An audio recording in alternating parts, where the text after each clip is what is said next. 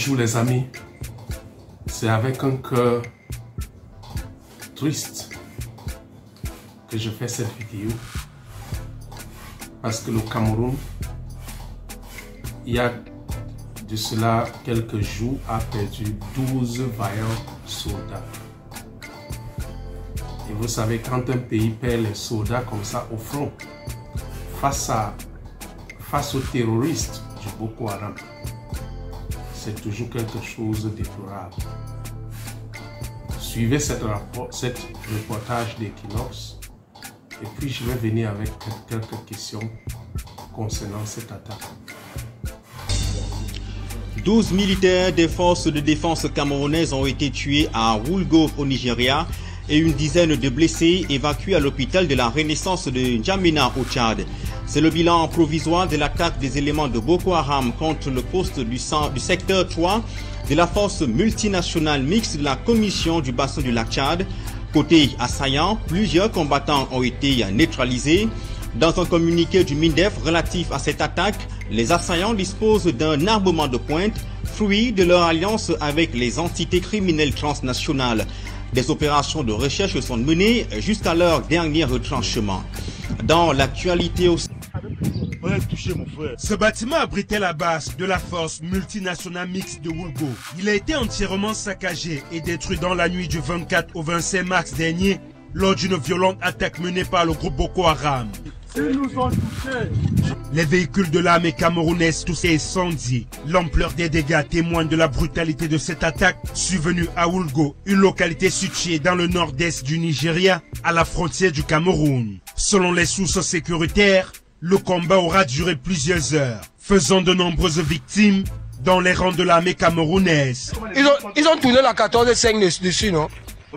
Mais la 14-5 là, ils ont tourné ça sur les murs ici. En tout, 11 soldats ont perdu la vie, dont 7 caporaux, un soldat de première classe, un soldat de deuxième classe, un adjudant-chef et un sergent, tous tués dans l'exercice de leurs fonctions.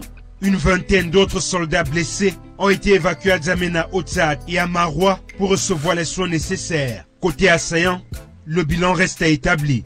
Toutefois, en réponse à cette attaque, l'armée camerounaise a immédiatement lancé une vaste opération de ratissage dans le but de rétablir l'équilibre et de maintenir le moral des troupes positionnées dans les autres postes avancés du bassin du lac Tchad. L'attaque de Woolgo est l'une des plus meurtrières enregistrées ces dernières années par le Cameroun au front de la lutte contre Boko Haram.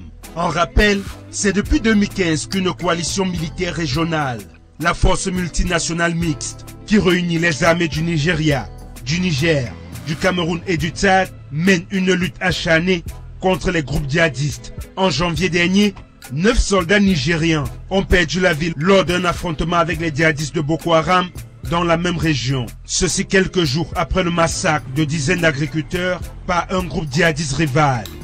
Chers amis,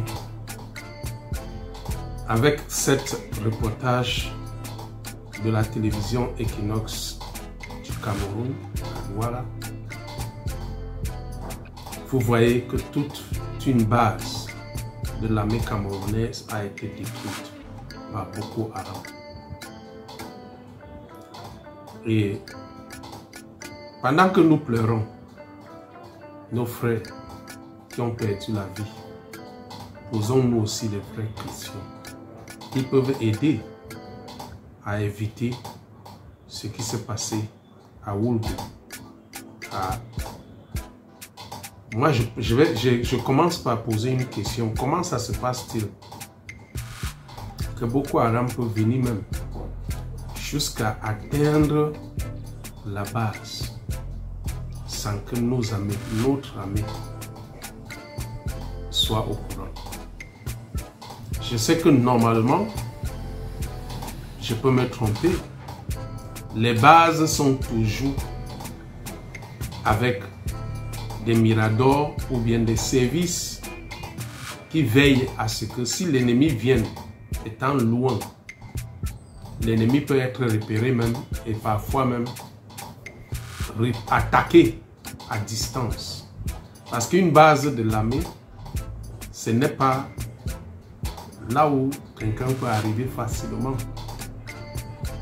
Une base de l'armée détient des informations, ça détient aussi des appareils et des équipements. Et quand vous regardez cette vidéo, vous voyez que cette base a été détruite complètement. Les voitures incendiées. Et certains autres journaux et radios ont fait l'état du fait que Boko Haram a même pris certaines armes de l'armée camerounaise. Et une question se pose. Comment ça peut se passer? Comment? Moi, j'ai été dans certaines zones où il y a des bases. Je sais que dans cette base, il y a toujours une équipe de surveillants. Parce que c'est eux qui veillent à ce que si l'ennemi vient étant très loin, qu'on puisse identifier l'ennemi et attaquer l'ennemi avant même que l'ennemi se rapproche de la base. Deuxième point, comment ça se passe que c'est l'armée camerounaise et les équipements camerounais qui ont été attaqués alors que c'est une armée mixte? On nous parle du Nigeria, le Tchad et le Niger, mais c'est le Cameroun qui a perdu les hommes. Moi, je pense que dans cette attaque, sans vous dire vrai, il y a plusieurs choses qu'on ne nous dit pas. D'abord, moi j'ai été au nord du Cameroun. Je sais comment, même les commissariats, même les petites bases sont souvent protégés. Avec les gars qui sont au garde 24 heures sur 24. Je ne pense pas que Boko Haram peut facilement arriver à attaquer une base camerounaise comme si c'est une maison lambda, détruire même, brûler même les voitures. Les gars, l'affaire-ci n'est pas claire. C'est pourquoi je demande une enquête. L'État camerounais doit mener des enquêtes pour comprendre réellement ce qui s'est passé. Ce qu'on nous présente là risque n'est pas être la vérité. Je pense que si on regarde très bien cette affaire, on verra certaines réalités. Est-ce que c'est aussi le fait que l'armée n'est pas bien équipée qu'on nous dit? Parce que souvent ça arrive que l'armée est au front, mais l'armée n'est pas bien équipée. Mais quand on regarde ceux-là qui prennent l'argent pour acheter les armes tous les jours, est-ce qu'ils ont fait vraiment leur travail? Si on mène les enquêtes dans cette affaire-ci, les têtes vont tomber. Et si c'est que les autorités ont envoyé, en commençant par le ministre des Affaires, le ministère de la Défense, a envoyé les enfants des gens au front sans bien les équiper, là, le ministre lui-même, avec ses collaborateurs, doivent nous rendre compte. Mais l'affaire, si comme on nous présente là, les amis, ça ne donne pas. Ça ne tape pas dans mon cerveau. Il y a plus de ce qu'on ne nous dit pas. Shalom.